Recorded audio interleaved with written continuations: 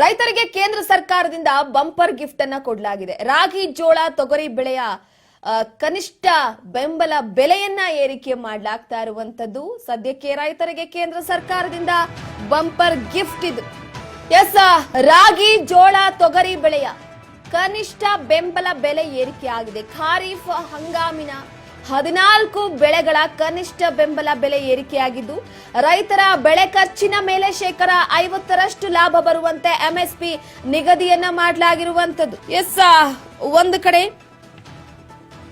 MSP ವಿಚಾರಕ್ಕೆ ಸಂಬಂಧಪಟ್ಟಂತೆ ಅಂದ್ರೆ ಮಿನಿಮಮ್ ಸಪೋರ್ಟ್ ಪ್ರೈಸ್, ಖಾರಿಫ್ ಹಂಗಾಮಿನ ಬೆಳೆಗಳಿಗೆ ಎಂಎಸ್ಪಿ ಹೆಚ್ಚಳಕ್ಕೆ ಕೇಂದ್ರ ಕ್ಯಾಬಿನೆಟ್ ಒಪ್ಪಿಗೆ ಕೊಟ್ಟಿದೆ.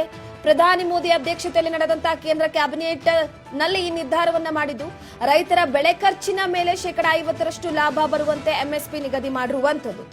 ಸೊ 2.07 ಲಕ್ಷ ಕೋಟಿ ರೂಪಾಯಿ ರೈತರ ಬೆಳೆಗಳ ಖರೀದಿಗೋಸ್ಕರ ಮೀಸಲಿಡಲಾಗ್ತಿದೆ. ಎಂಎಸ್ಪಿ ಏರಿಕೆ ಎಷ್ಟಾಗಿದೆ?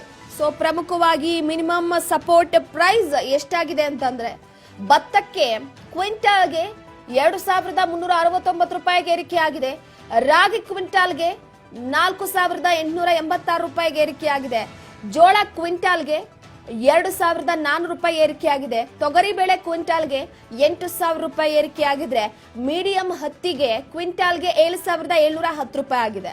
ಇನ್ನ ಲಾಂಗ್ ಹತ್ತಿಗೆ ಕ್ವಿಂಟಾಲ್ಗೆ 8110 ರೂಪಾಯಿ ಆಗಿದ್ರೆ, ಹೆಸರು ಬೇಳೆಗೆ ಕ್ವಿಂಟಾಲ್ಗೆ 7800 ರೂಪಾಯಿ ಆಗಿದೆ. ಹೆಸರು ಕಾಳಿಗೆ ಕ್ವಿಂಟಾಲ್ಗೆ 8768 ರೂಪಾಯಿ ಆಗಿದೆ.